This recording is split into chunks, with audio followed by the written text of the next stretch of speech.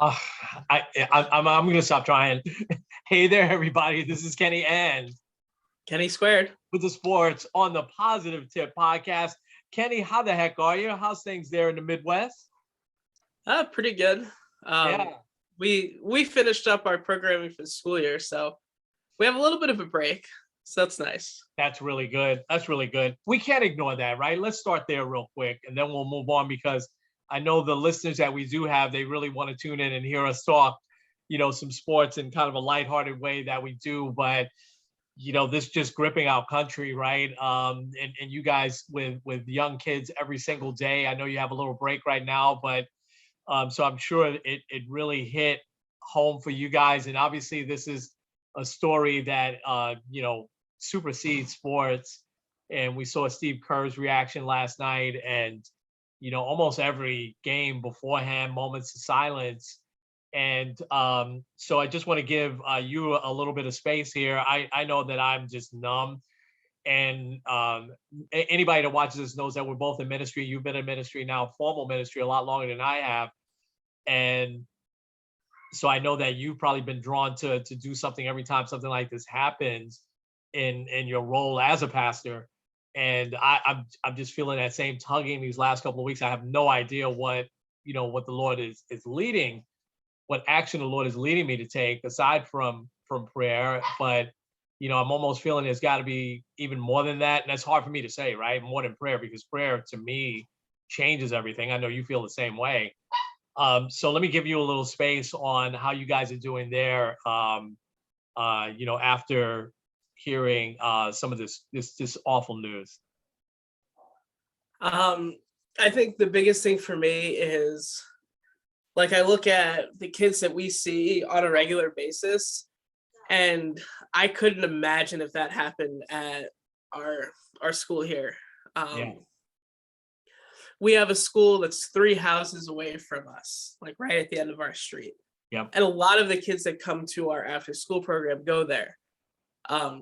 So like hoping and praying for their safety is not something that you would think for a 5-year-old, but especially nowadays, like that's something like that you really have to deal with. And then also like, I feel like a lot of times we see a lot of the kids, they don't recognize the importance of even just being safe around firearms. Like kids will just like flippantly say things like, oh yeah, like, oh, I've seen a gun before, or I'll take a gun and shoot everyone if they're being dramatic. And it's like, for me, it's tough because like, I know that they're joking, but I also can't take that lightly either.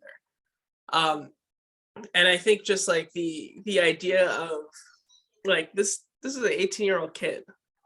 And I just pray that God continues to keep our kids safe.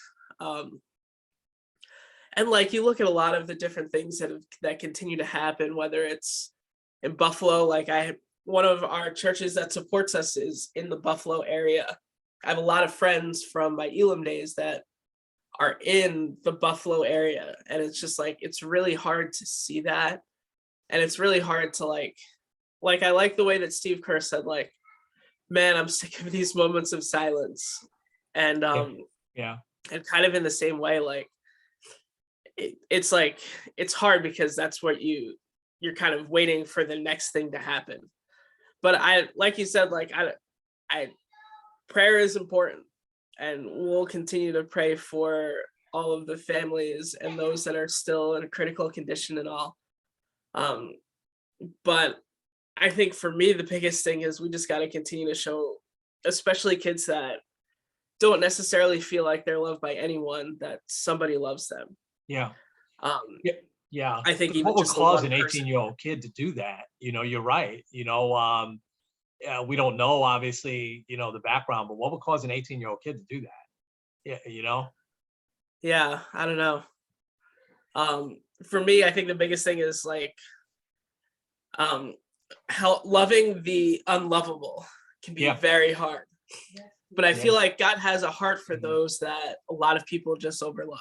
Yeah. And I think when we can look to love those, like you always hear like those stories of like kid was being bullied and was about to like go kill himself, but then like someone made friends with him and because of that, like he turned his life around. Like Mhm. loving those that are really hard to love, not only I feel like is it a command, but I feel like it also can kind of help change a lot of the stuff that we see. You just never know who you can impact, through just a word, a kind word, and a word of encouragement. You just never know. And yeah, it's stuff. I thought about you guys yesterday and the work that you do there, that is incredible, and the lives you guys touch. And it's unfathomable. And Steve Kerr has been big on social issues, in the past. Jason Kidd also had quite a bit to say, not as much as Kerr, because I think Kerr's just is more plugged into some of the social issues. I don't want to say that Jason Kidd is not. He just may not talk about it much. I think that athletes can have a big impact here, as well. I think I think we're past the era where we don't want athletes to speak up. I think that while we may not, like it so much, but athletes do have a lot of impact on kids. And you think about, LeBron James, and if he speaks up, which I'm sure he will, because he's been plugged into some of these issues over the last several years.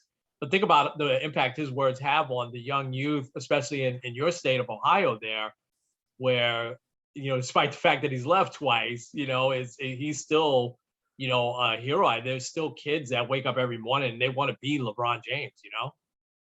Yeah.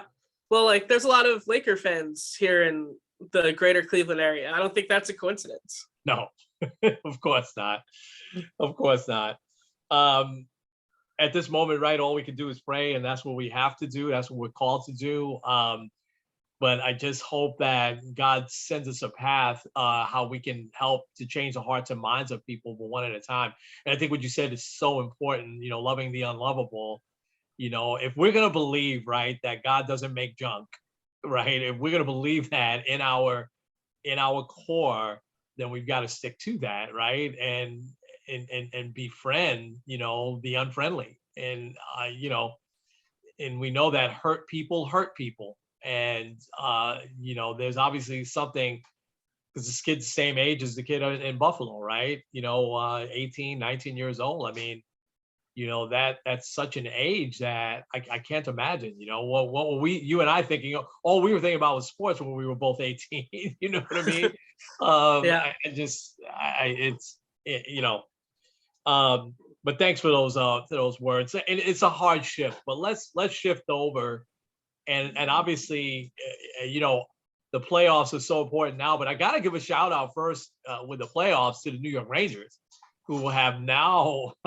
It's getting serious here now. They tied Carolina 2 games apiece. Their goalie has kind of woken up here. I mean, I got to say, some of this NHL playoffs has got me a little bit hooked. But I don't know if you caught this, and this happened a few years ago. I want to say it was the Columbus team, maybe, but it happened to the Florida Panthers. They set a record for scoring this year. They won what they call it the President's Trophy, where they have the most points in the regular season, where they finish with the best record, and they got swept in the second round here by Tampa Bay, who is obviously no slouch. They've struggled back and forth here in the regular season, but obviously they're 2-time defending champions, and they swept Florida, and I think that happened to Columbus. I want to say it was in the first round. There was a team, I think it was Columbus, that had the best record a few years back, and they got swept like in the first round by somebody. So the playoffs, you just, even in hockey and in basketball, you just never know what can happen. Obviously, it happens less in basketball, but so shout out to the Rangers. Hopefully they'll continue and get to the conference finals here. But let's get to the NBA conference finals, because let's start in the East, which is one of the weirdest series I've ever seen. Have you expected what's been going on here with these blowouts? Every other game is, I mean, and after a while, they're just kind of unwatchable, unfortunately, But has this surprised you? I thought every game would be just a nail biter. Yeah. I was texting a couple of my Celtics fan friends, and that's something I've been kind of saying here is like, this has been just such a weird series. A lot of like little ticky tacky type of injuries, whether it's like Jimmy Butler's probably not 100% healthy, Kyle Lowry's not 100% healthy, Al Horford, Marcus Smart. Like, it seems like there's a lot of guys that are just kind of off and on. But like it has been like every time you think a team is starting to take control of the series, the next game they're like scoring 70 points. I mean, what in the world happened with the Heat in game 4 there? I don't know. But I will say this, game 5, when a series is 2-2 is critical.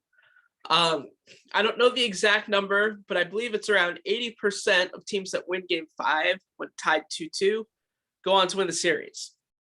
So it could be a big game. It also kind of seems like Jimmy Butler is like off one game on the next. So based on that pattern, he might drop 45, 10, and 6. I don't know. Yeah. But also it seems like Jason Tatum it's kind of like on the opposite, where he's throwing up 35 points and then shooting 20% from the field. Like, it just seems like it's been a bizarre series. And I do wonder, because like obviously we're gonna get to Golden State and Dallas in a second. But I do wonder if, regardless of who wins in the East, it is going to be that team out west that ends up winning the title, which would be very interesting. Yeah. Yeah, we'll get to that series, which I think it's 146-0, right? No team has ever come from 3-0 in the NBA. I agree with your game 5 thing, because then it's really hard to win that other one on the road, because you still, the way they set the home away up, it'll be hard to win that other one on the road. I don't know who's going to win this series, man, in the East now. It's night to night. Nobody has really taken charge of this series. You don't. I mean, there are nights where Miami's defense is just unbelievable, and then there's been nights where Boston's defense, and you can't tell though whether it's Boston's defense that's so unbelievable or their offense is just horrible. I don't know. So but I have to tell you, it's hard to turn away from, because you just want to see now, and I do have the feeling that I think this will go 7. I think that these 3 games are just going to be ultra close now. I think that they've gotten the blowouts out of the way, and now I think and injuries has been a factor. You're 100% right. Do you give Dallas any shot here now? Part of me says no, but also like, this Golden State team has blown a 3-1 lead, which had never been done in the finals before. Right. But I feel like they've been here before. They're very well coached. They have very good veteran leadership. If they do blow this lead, it would be probably one of the most stunning blown leads ever. Oh, I'm not even talking like Yankees 04. It would be worse than that. It would be worse than 2016. Yeah. Even though I loved watching that happen, and being in Cleveland was probably one of the better sports moments I've ever seen. Oh yeah. But really, like, I would be very surprised, because that means that you're talking 4 straight games where Steph Curry is off. Jordan Poole has been really good, is off. Andrew Wiggins, who's had a couple of really good games in here, has been off. Gosh, he's been so good. Like, where's he been this 7 or 8 years he's been in the NBA? Right. Yeah, it would be historic. It would be shocking. It would be all those things. I don't give Dallas a shot here. I really think that they left it all on the floor in that Phoenix series. And, I think that they're going to go home with their heads held high here. They at least got a game. I think Golden State's going to close it out now in game 5 back at home. I think, again, they can be crazy proud that, they of this run, and they can build it. And they're going to be heavy favorites going into next year, I think, especially if they pick up another piece or 2 here. And it's just been so funny to watch Ntilikina play a big role. Like he's like their second guy off the bench now, and Reggie Bullock playing a big role. Yeah, and I was guy. He won a prestigious award the other night too, because he's a really good dude. He has a very very interesting story. Maybe we could talk about him a little bit next week because he obviously when he played with the Knicks, I learned about this, but he won the Kareem Abdul-Jabbar Award for social work that he does. But yeah, maybe we can hit on his story a little bit next week because it's really inspiring. But the Warriors are an interesting team though, because they don't play like the old Warriors where they would just run and gun kind of, but they out of the 4 teams left, it's not even close. The way they move the ball is so interesting. And I hadn't seen them too much this year because obviously their games are late. And if they're on TNT or ESPN, it's usually the second half of a doubleheader. So these playoffs have been, not my first time seeing them, but watching them really closely, aside from the game they played against the Knicks, because when they played West, I don't think I saw that game. But the ball just moves. I mean, and it's such a hard way for Dallas to keep up. Dallas seems to be a step behind this team. Yeah. And it's also very interesting because like most of the time, like think of dynasties of the past, whether you're talking like the Shaq and Kobe of the 90s, 2000s. I don't even call the Celtics a dynasty. Don't tell the Celtics fans that. Yeah. In the late 2000s, or like the big three in Miami. Yeah. Like usually once they have their run, it's rare that you see them come back this way. Like it's been 3 years since the Warriors have made the finals, and like they're 1 win away from doing that. Yeah. But at the same time, like I think it also shows a lot of the unselfishness because first of all, a lot of teams like that, once they get to a certain point, it's like the egos of money or the egos of I want to take control of this team kind of get in the way. Like look at what happened with Kyrie in Cleveland, or look at what happened with Shaq and Kobe. I feel like a lot of times like the egos get in the way. But like Steph Curry played off the bench for a little bit because it was helping the team. Yeah. He is the star, but he is so willing to give up a lot of the fame and the focus so that the team plays better. Klay Thompson has just kind of stepped back into a little bit of a role here. Yeah. It's just very interesting to kind of see like this revival of the Warriors team. Cause like, in 2019, Kevin Durant goes down with the Achilles, and then Klay Thompson is shooting free throws off a torn ACL. It kind of felt like it was over. Yeah. And then here we are back a couple of years later, and here we are again. And yeah, I agree. Like they move the ball great. I feel like they're very unselfish. I feel like they look to try to get one guy hot, but it's not always the same guy. Like I feel like with Dallas, it's like they live and die with how Luke is playing. Yeah. Or even sometimes Boston with Jason Tatum. Like Golden State, they don't care if it's like a rando bench guy getting 30, as long as someone's doing the scoring. Yeah, it's so interesting on the Golden State being here 3 years later, and I have to give Steph Curry, I think 90% of the credit I think should go to him and his leadership, and Draymond Green and Thompson, like you said, is just really he's coming off the bench and he's settled into a really nice role here. But I tell you, I have to give a lot of credit to the coaching and Steve Kerr. But can I tell you, man, Phil Jackson, Steve Kerr, or Derek Fisher, and but I think it was, in all fairness, I think it was Steve Kerr who backed out, right? But I think he kind of sensed, what was coming. Even though, he great friends with Phil Jackson, played for him in Chicago, he still said, you know what, I'm going to the Warriors and not the Knicks. That would have been a franchise-changing moment because Kerr, while he was a great broadcaster, it's almost hard to even remember that now because he's been a coach for so long now. But he just turned into just this excellent, excellent coach.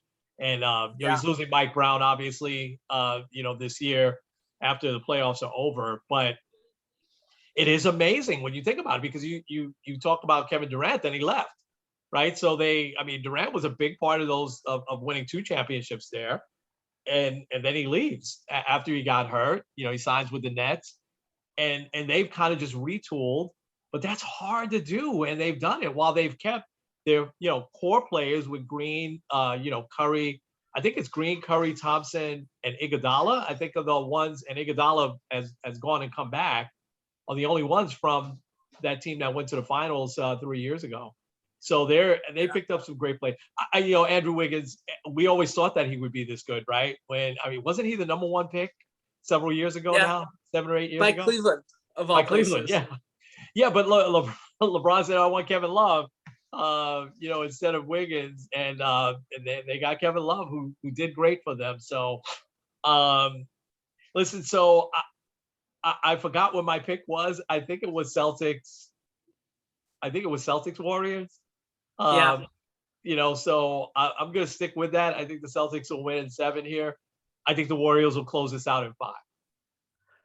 Yeah, I had said Heat Mavs just to be different, but yeah. But I feel like it's probably going to end up being Celtics Warriors at this point. All right, we'll see. All right, we got to shift to baseball, because we've got to talk about Yankees, White Sox, and Tim Anderson and Josh Donaldson and this whole thing. And you weren't happy with the 1-game suspension because you said there never was a brawl, but I thought it was well deserved.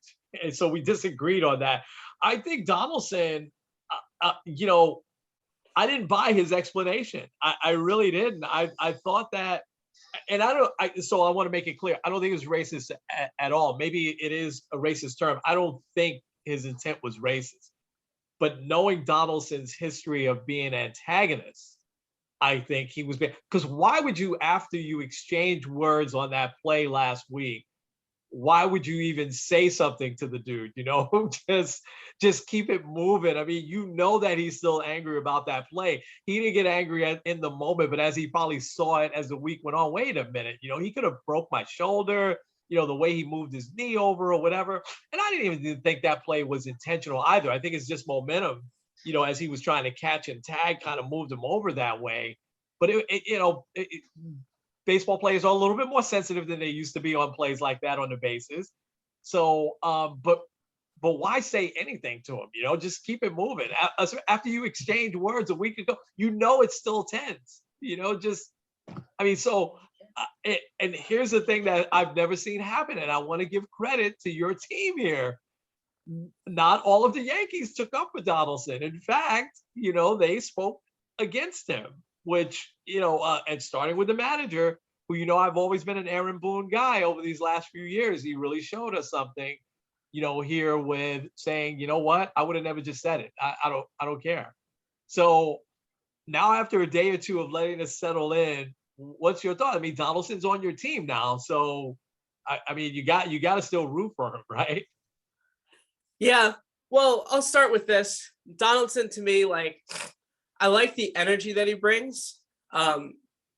Sometimes, I feel like the Yankees can be a little too uptight. I think that was one of their issues last year. Is a guy like Gary Sanchez doesn't look like he's having fun out there. Right. Donaldson, I think, tries to have fun. Now, I know I had said I didn't agree with it. There was a piece of information that came out yesterday that kind of changes my mind a little bit. Okay. Because Tim Anderson was asked about it, I think either on the radio or somewhere locally in Chicago, and he had said that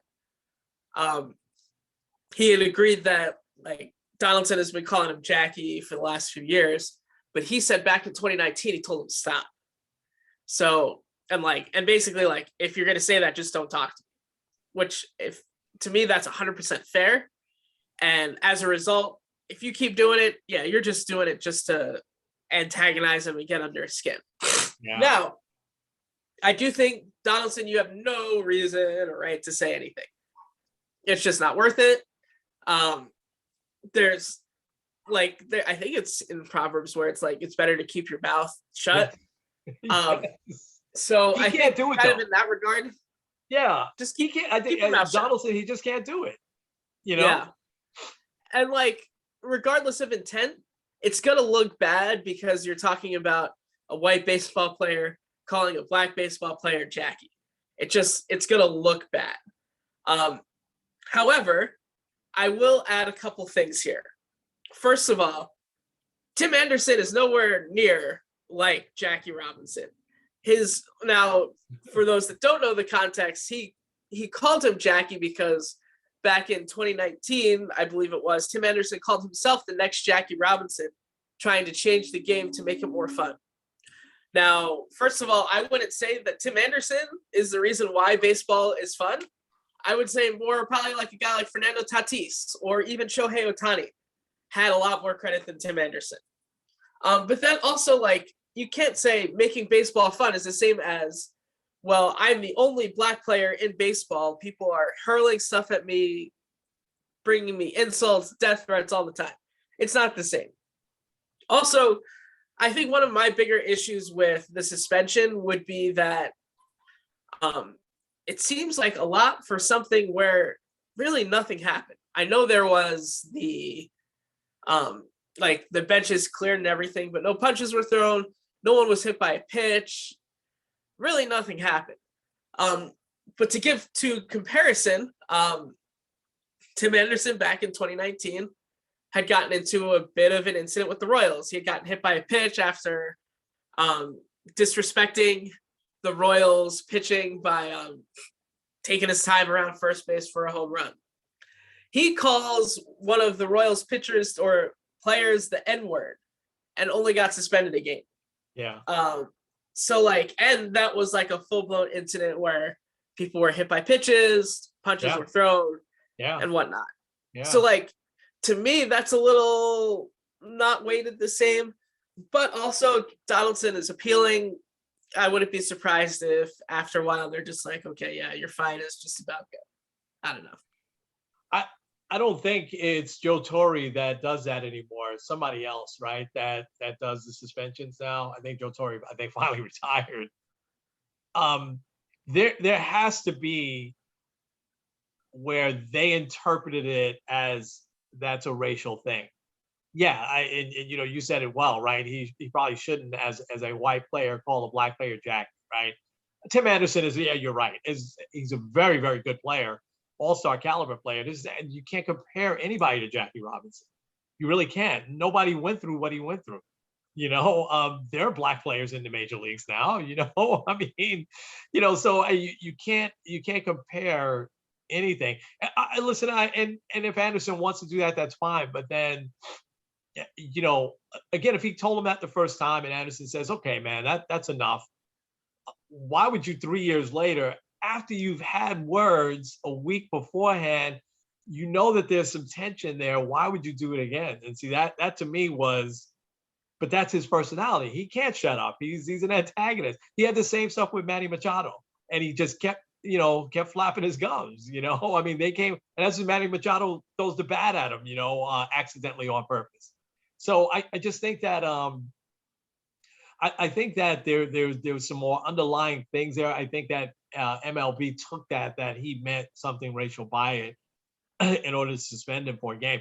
Because as I thought about it at first, I said, well deserved. But then I was like, you're right. And especially now you bring that Royals thing, that was a fight. I mean, there were punches thrown. There were, you know, Anderson never could get into the middle of it. But that turned out to be a nasty series. Let me ask you this. Do you think this whole thing distracts the Yankees or distracted them over the weekend because they uncharacteristically lost? What was it, 3 out of 4? Was it a 4-game series, or did they lose 2 out of 3? 2 out of 3. They lost 2 out of 3. Okay. I think maybe a little bit, because also it didn't help that Tim Anderson hits this big home run in Game 2 of the doubleheader. Yeah. Which, like, that's why part of me is like, yeah, Josh Donaldson, I understand you're trying to get under his skin, but you got under his skin so much that he hit a huge home run. Right. So thank you for that. Right. But I think maybe a little bit. Also, a huge thing, the Yankees lost in the last, like, 5 days. They've lost 9 different players to injury / COVID. Let's see if I can rattle them off here. Chad Green's out for the year. That's a big one. Yeah. That's a big one. Luis Heel, who was the sixth starter, he's also out for the year now with Tommy John's. Oh, Aroldis wow. I didn't Chapman know was that. placed on the 15-day IL with an Achilles issue. He was awful over the weekend, You starting could tell like something low was wrong with him. 90s. Yeah. Yeah, Um, absolutely. and then Gallo, Donaldson of all people, and Higashioka all are on the COVID list. And then also yesterday, LeMahieu was scratched with a wrist injury, and Stanton went down with a calf injury halfway through the game. I'm missing somebody. So, That's a lot. Yeah. but yeah, And Stanton, that one worries me just as much because of his, he's, fingers crossed, he's been good the last year and a half now. But yeah, that worries me with his injury history. I think the Yankees will be fine. I do think that the Chad Green one is potentially long term, but but the Yankees have got some arms, man. I don't know where they get these guys from, you know. So Clay some of the Holmes, Mets. yeah, from the Mets. Yeah. Um, but Clay Holmes, I mean, this guy's been unbelievable. And so but I think Chad Green, he really had come into his own the last 2 years. And yeah, I think that's a big loss out of that bullpen. And as well as, you know, you hope it's nothing long term or serious with Chapman, you know, there as well. So you don't think this is going to be a distraction or anything long term because you know, most managers will still take up for their guy. Aaron Boone didn't, and he was really clear about it. And neither did Aaron Judge. You know, so and Judge is clearly the leader of that team. Yeah. I'm surprised they haven't. Well, I guess probably once they extend him, they'll probably make Judge the captain. But um, yeah, it is kind of interesting that no one really stuck up for him. Um, and like it does kind of seem a little bizarre in that way because like Josh Donaldson is also here next year. Um, he's still got another year on his contract, so Yeah. it is kind of interesting in that way. But Yeah. also, it's weird to say his COVID IL stint couldn't come at a better time. Oh yeah. I think kind of Yeah. keeping him away from the team, everyone kind of getting back to normal, and then coming back is probably the best thing for them. Let it cool Um, off a little bit. Yeah, absolutely. yeah, Absolutely. Um, let's go to the Mets for a few seconds. I'm really happy how they had played kind of 500 ball for a little bit, and then they took you know 3 or 4 from the Cardinals. When the Cardinals are a very good team, and then they took 2 out of 3 from the Rockies in Denver, and Denver's a better team than a lot of people think they are. Um, and then now they've split the series so far with the Giants after. So I got to say this. I was such a proponent, you knew this, that I wanted Kenley Jansen because I didn't think that Jensen would need a long-term deal, probably a year or two, and the Braves went ahead and picked him up. But I was very specific why I wanted him because ultimately, I mean, this is Edwin Diaz's 4th year, believe it or not, with the Mets. And listen, I don't want to knock him. He's overall been very good, but boy, oh boy, man, he goes through these stretches where it's almost Armando Benitez like, or you know, where he just Armando Benitez used to come in and just mow people down 15, 16 straight saves he would get. And then, boy, when he imploded, it was awful. And then he'd be bad for like 3 or 4 games. Seems like Diaz is the same. He blew another game last night. Mets came from 6 runs down last night. They wound up losing a wild game, which obviously being on the West Coast, I didn't see. I saw maybe the first 4 innings or so because they actually started a little bit earlier in San Francisco, like 9:45. It's an odd start time, but you know, he blows the save and loses the game in the 9th inning. So, you know, if we had a guy like Jensen, now Seth Lugo could fill that role if needed, I think, right? But Seth Lugo is still, you know, they still don't want to pitch him every day. Diaz does kind of have a rubber arm. I mean, you know, you can throw him out there, you know, a lot of days in a row as long as he doesn't pitch a lot of pitches. But boy, oh boy, his blown saves are just I guess any blown save is bad, but he just seems to in these just spots where it should just be, you know, let me just go with my best stuff and you know, he'll throw something, he'll throw the slider. He only has the 2 pitches, but where his fastball is hitting 100, then he'll throw a slider and, you know, and I'm pretty sure that's what he did yesterday. Jensen would have been a nice, hey, I got him for the 8th inning. But now if I need to through a stretch, I could put him in the ninth inning, because I have an experienced closer here. And maybe he wouldn't have even went for that because obviously he's now the closer for the Braves. But um, I that was, I think, the one missing piece. But I'm overall happy with the team. I mean, they're playing consistent ball. I like just taking series. I mean, that was a Willie Randolph thing where those teams where the Mets were really good in that mid thousands, 2006, 2007. Um, he used to always say, let's just take series. And they used to rarely sweep. I remember those years. So this team hasn't really been sweeping teams, but they're taking 2 out of 3, 3 out of 4, and that really adds up. Next thing you know, you're like they are, 13 games over 500, and an 8-game lead. I can't argue with that.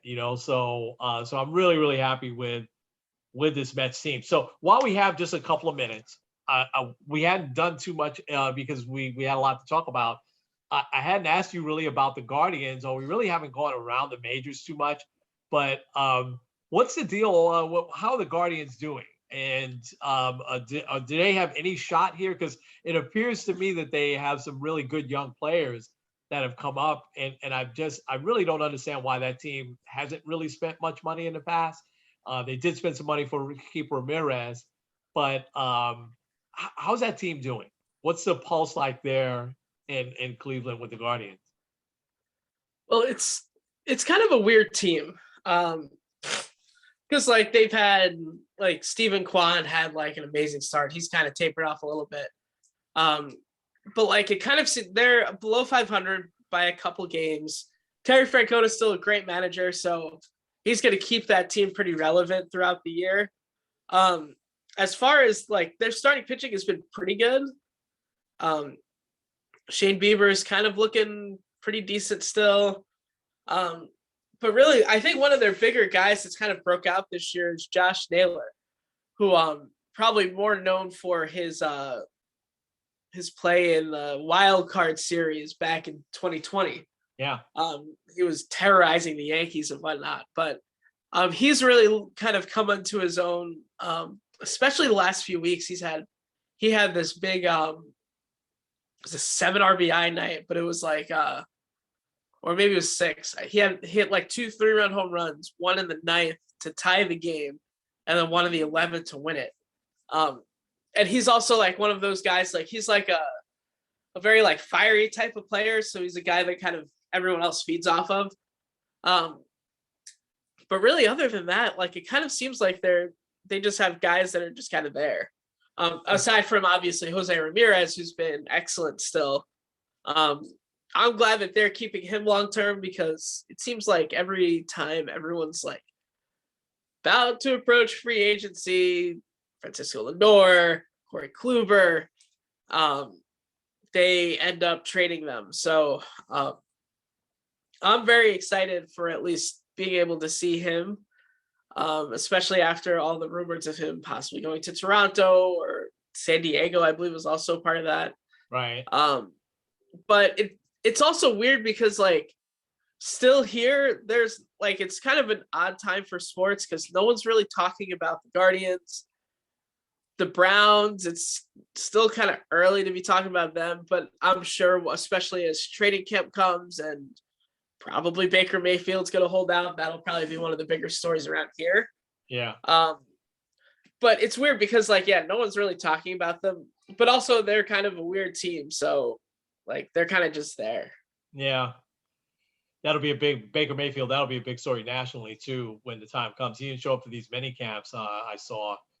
Yeah, that's interesting. I mean, the Guardians. Sorry, the Guardians. I mean, they have one of the all-time great managers, and I think that he can. Hopefully, he still has enough energy. He's not that old, like he's not Tony La Russa old, but I think that he can rebuild that team. I really do. If they get some good pitching and they hold on to that core of young players, I think they'll be fine. How are my 2 ex-Mets doing? And is Ahmed Rosario playing every day? And is the other guy, I'm forgetting his name, even in the Jimenez.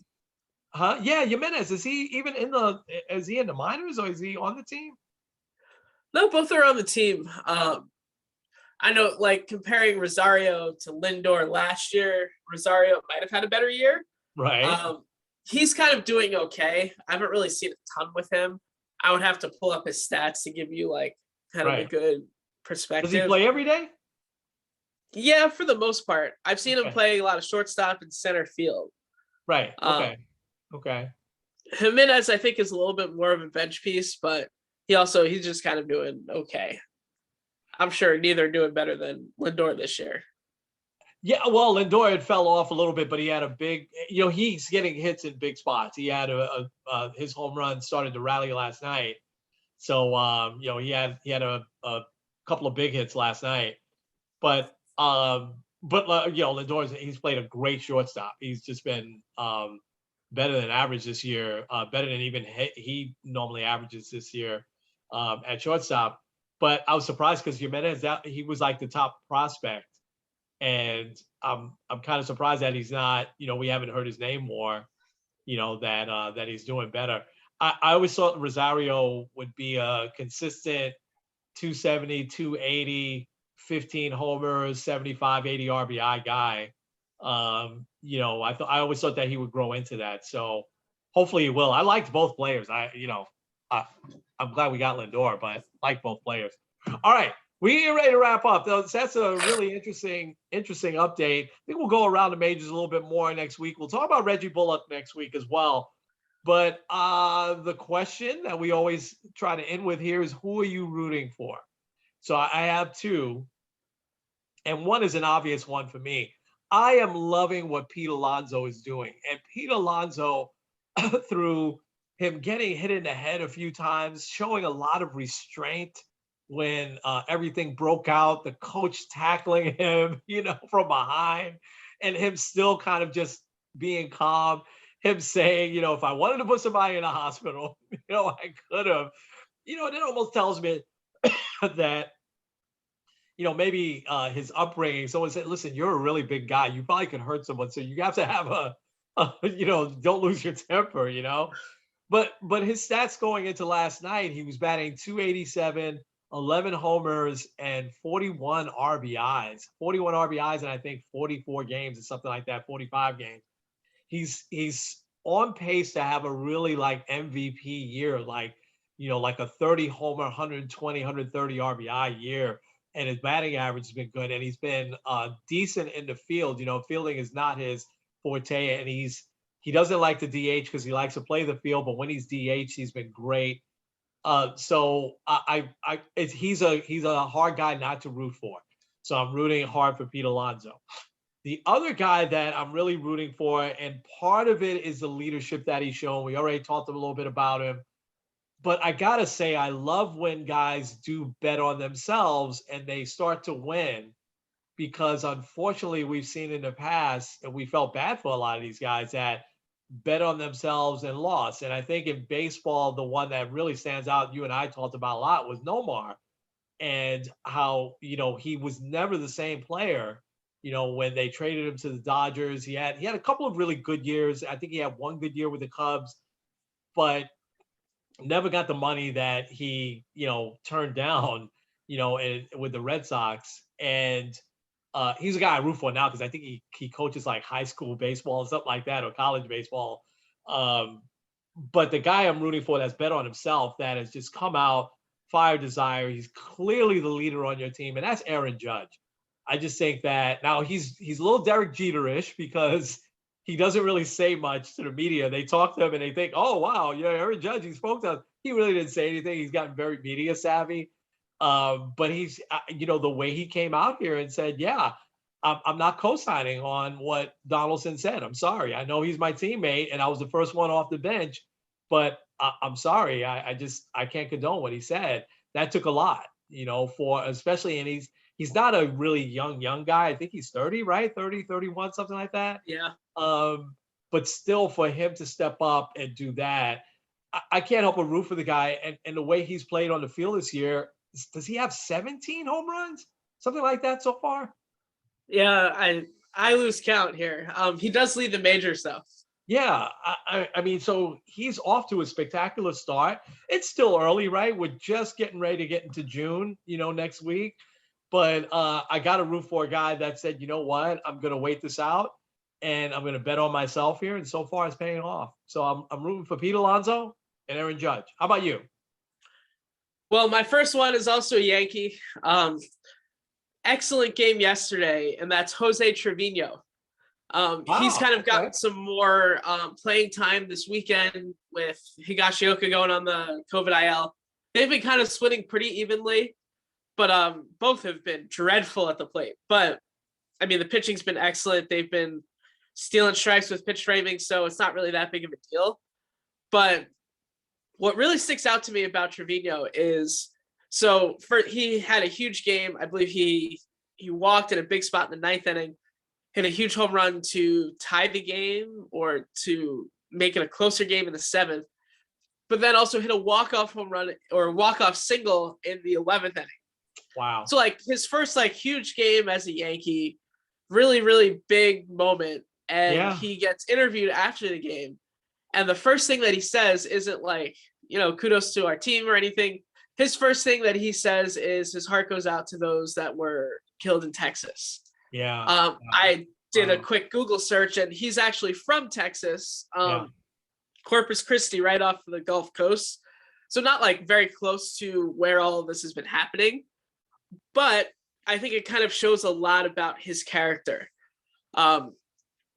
Also, I had seen this morning that his dad was a huge Yankee fan, passed away about 9 years ago. And yesterday would have been his dad's birthday. Wow. So Wow. really just like a cool story with Trevino. It is. I obviously like having a guy that can hit a little bit behind the plate is excellent. But I really like the Yankees haven't focused that much on like catching tandem. And they also got Trevino kind of as like a last minute resort type of thing right before the season started because Ben Rortvedt, another guy that's suffered another injury this week. It's a guy from the Josh Donaldson trade. He hasn't played yet because he's been dealing with an injury, coming back from the injury, and they got hurt again. So Trevino's been great. I think he's really he's kind of fit in very well with the clubhouse. I'm rooting for him to continue that momentum. Yeah. Yeah. My other guy is Jimmy Butler. I feel like he's one of those guys that I feel like people don't give him as much respect as he should get. I mean, the guy did lead a team to the NBA Finals 2 years ago, but it seems like a lot of people still don't really give him the respect he deserves. I hope that he can kind of take this series a little bit and get on to the NBA Finals. Even if they don't win, I think it might be a good way of saying no, Jimmy Butler is actually like a really good player. So yeah. It's odd that we don't mention him when, and I'm saying we, like typical NBA fans, don't really mention when you start to talk about who are the top 5, top 10 players in the league. He should be in the conversation, and I agree with you. He just plays the game the right way too. Plays hard every night, and he's clearly also a leader on that team. So I'm with you there. I'm with you there. That Trevino story, I didn't know any of that about him. I'm so glad you told us all that about him. So the last thing I'll say, and then you can take us home. I don't think the Yankees need offense from the catching position. I think they just need good defensive, catcher. I'm surprised the other catcher hasn't hit more because he was tearing it up in spring training, right? Didn't he have 8 or 9 home runs in spring training? And then, he led the majors in home runs in spring training. I know. What happened? It was a short spring training, and he was hitting all these home runs. But all right, Kenny, take us home. Next week we'll talk about Reggie Bullock and a few other things. Take us home. Let me put on the music. This is Kenny Squared End. Kenny. With sports on the positive tip. We will see you guys next week. Absolutely.